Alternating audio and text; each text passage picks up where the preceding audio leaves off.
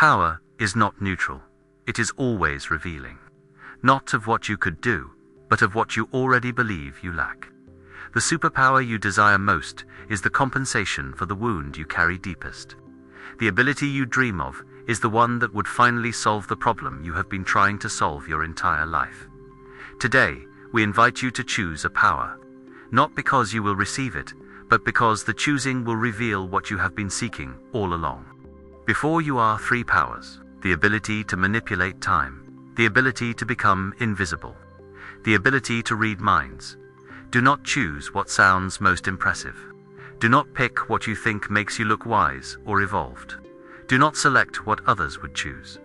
Instead, notice which power makes your chest tighten with longing. Which one would finally allow you to breathe? Which one feels less like fantasy and more like the solution to a problem you have been carrying since you were old enough to know you were powerless? Alan Watts once said that the game is not to get rid of the ego, but to recognize that you are playing it. So choose the power that reveals which game you have been playing all along. Your choice is made. Now, let us see what it reveals about the control you have been seeking since you learned the world would not bend to your will. If you chose the power to manipulate time, you are haunted by what was and terrified of what will be. You would rewind to moments you regret. Pause the experiences that felt perfect. Fast forward through the pain that feels unbearable. You would control the one thing that controls everything, the relentless forward march of existence, that does not care about your readiness, your fear, or your desperate wish that things could have been different. This is what you carry: the weight of every choice you wish you could unmake, every word you wish you could unsay, every person you wish you could have kept. You do not just remember the past, you live in it, replaying scenes over and over. Convinced that if you could just go back, knowing what you know now, everything would be different.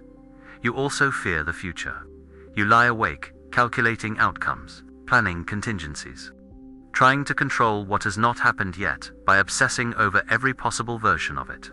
You think this is preparation, but it is really just another form of trying to stop time, trying to hold the future still long enough to make it safe. People see you as someone who learns from mistakes, who plans carefully, who takes life seriously. What they do not see is that you are not planning. You are trying to escape the present moment, because the present is the only time you cannot control. But the power to manipulate time is the cruelest power you could possess. Because even if you could rewind, you would still make mistakes. Even if you could pause, the moment would still end. Even if you could fast forward, you would still have to live through what comes next eventually. Time manipulation is the fantasy of someone who believes that control over time would equal control over suffering. But suffering is not a problem of timing. It is a problem of attachment. You would use this power compulsively. You would rewind conversations until they went perfectly, never realizing that perfection is a prison. You would pause every beautiful moment, never learning that beauty exists precisely because it does not last. You would fast forward through difficulty, never discovering that difficulty is what shapes you into someone capable of holding joy. And here is what you fear most: that even with the power to control time, you would still feel exactly as powerless as you do now. Because the problem was never time. The problem is that you have never learned to be present in the time you have. Watts would tell you that there is no escape from now, that the past exists only as memory in this moment, that the future exists only as imagination in this moment, that all you have ever had, all you will ever have, is now. And you have spent your entire life trying to be anywhere but here. Watts once said that the reason we suffer is that we want things to be permanent that are not. The power to manipulate time has revealed something. You are trying to stop change. You believe that if you could just freeze the good moments and delete the bad ones, you would finally be at peace. But peace does not come from controlling time. It comes from accepting that time is uncontrollable. You are learning this, that the past cannot be changed, and obsessing over it only keeps you imprisoned by it. That the future cannot be controlled, and trying to manage it only creates anxiety about something that does not yet exist. That the only moment you have any power in is this one. And in this one, you are already free. Time manipulation is the fantasy of the wounded child who believes that if they could just redo everything, they would finally get it right. But the adult you are becoming knows that there is no getting it right. There is only showing up, being present, allowing what was to inform you without defining you, allowing what will be to unfold without needing to script it. This is your teaching, that you do not need to control time to be safe.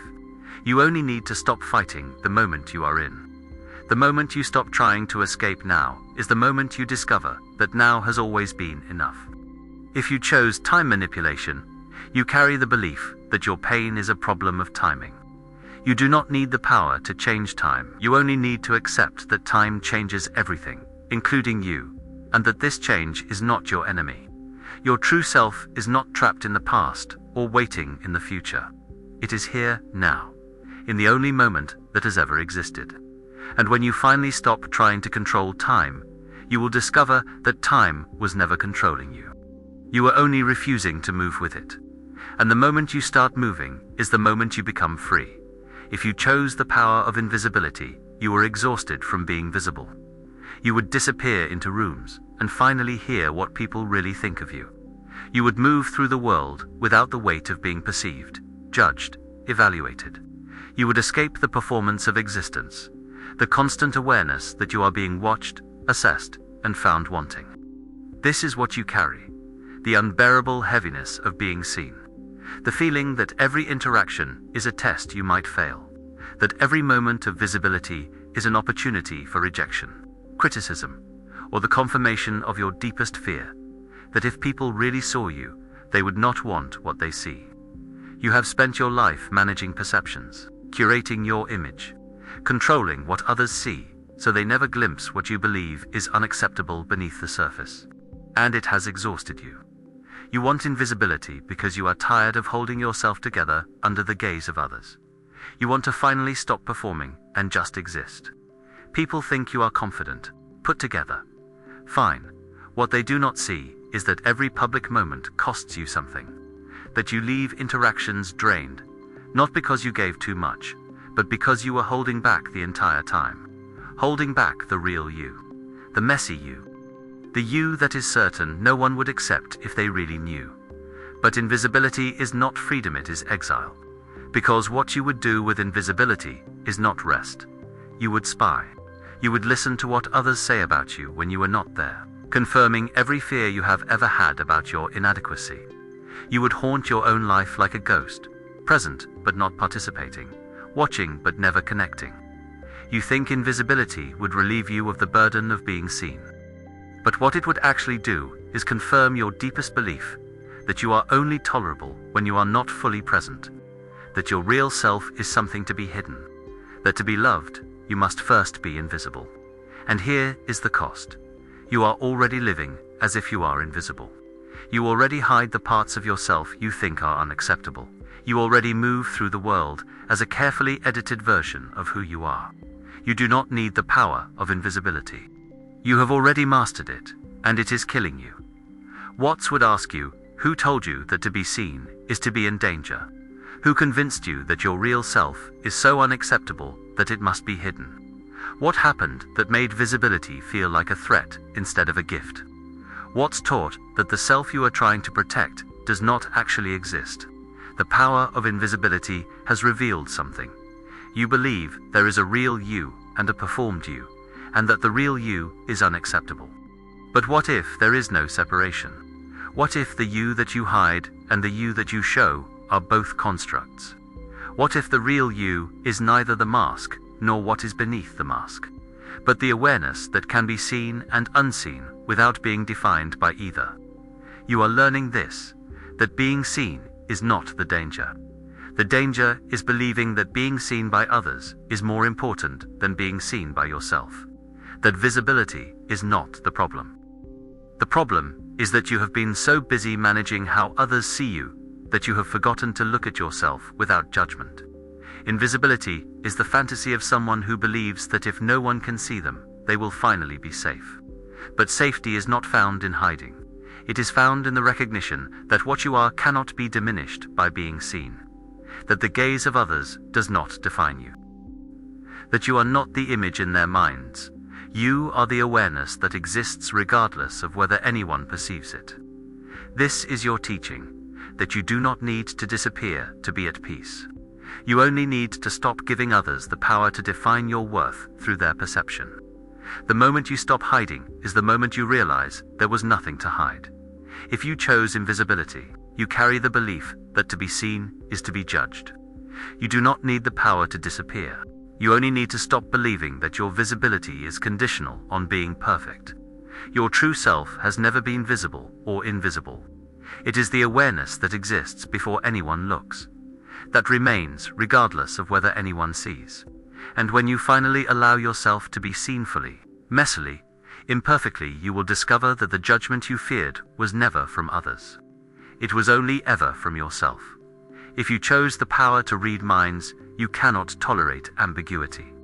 You would scan every thought in every room, desperate to know what people really think, what they are hiding, what they mean beneath what they say. You would eliminate uncertainty, the not knowing that drives you to anxiety, to overthinking, to the constant mental loop of trying to decode every expression, every tone, every pause.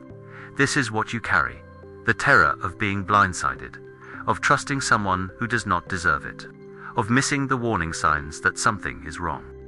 You have been hurt by what you did not see coming, and you have vowed never to be caught off guard again. So you analyze, you read between lines, you search for hidden meanings. You turn every interaction into a puzzle to be solved. You tell yourself this is wisdom, that intuition, that emotional intelligence.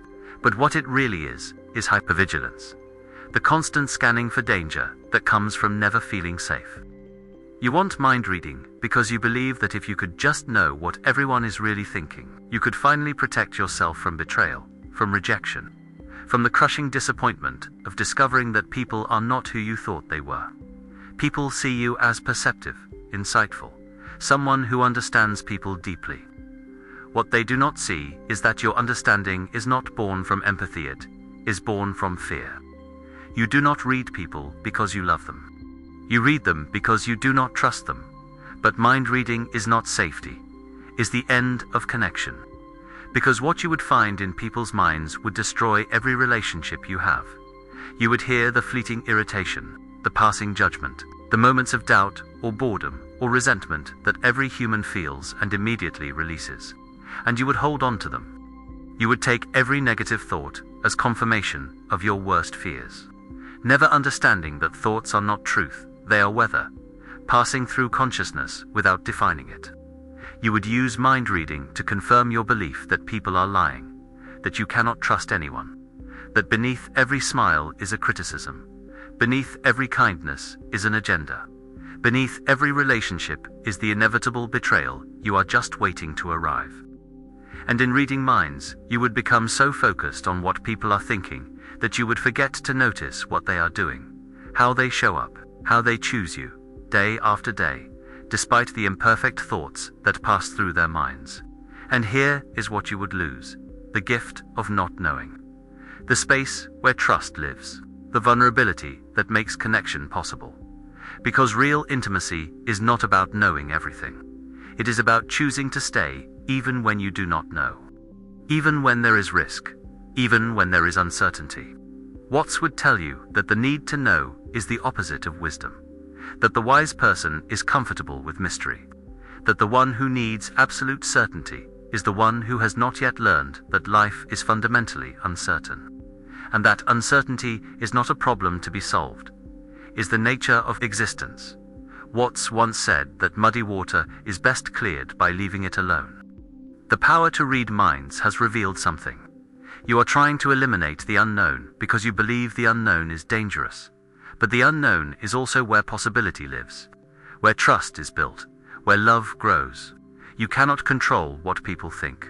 You cannot prevent betrayal by scanning for it constantly. All you can do is choose to be present with what is, rather than obsessing over what might be hidden. You are learning this, that people's thoughts are not more real than their actions, that what passes through someone's mind in a moment of frustration does not negate the love they show in 1,000 other moments, that your need to know everything is not keeping you safe, it is keeping you isolated. Mind reading is the fantasy of someone who believes that if they could just see all the cards, they would finally feel secure. But security is not found in knowing. It is found in the willingness to not know and stay anyway. To trust even when trust is risky. To love even when love is uncertain.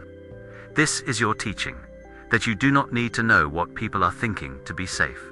You only need to trust your capacity to handle whatever comes. That the worst thing is not being blindsided, is never allowing yourself to be surprised by joy, because you were too busy scanning for danger. If you chose mind reading, you carry the belief that uncertainty is your enemy. You do not need the power to know everything. You only need to trust that you can handle not knowing. That mystery is not a threat, it is the space where relationship becomes possible. Your true self does not need to control what others think. It is the awareness that remains secure, regardless of whether anyone else's mind is open or closed, kind or cruel, aligned with yours or not. And when you finally allow yourself to stop scanning, stop analyzing, stop trying to read between every line, you will discover that the certainty you were seeking was never out there. It was always within you. The knowing that you are enough, regardless of what anyone else thinks. Power reveals what you believe you lack. Control over time for those who cannot accept change. Invisibility for those who fear being seen. Mind reading for those who cannot tolerate uncertainty.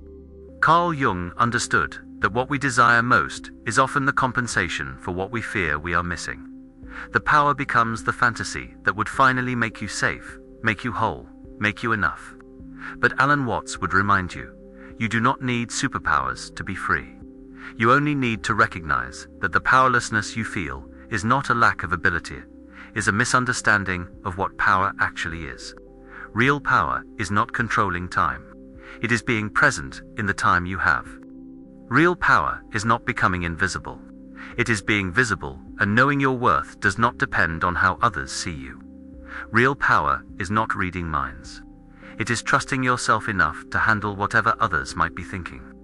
The test was never about which power you chose. It was about recognizing that the power you seek outside is already within you. You have just been looking in the wrong direction. So what now? Perhaps you recognized yourself in the power you chose. Perhaps you saw the fear beneath the fantasy.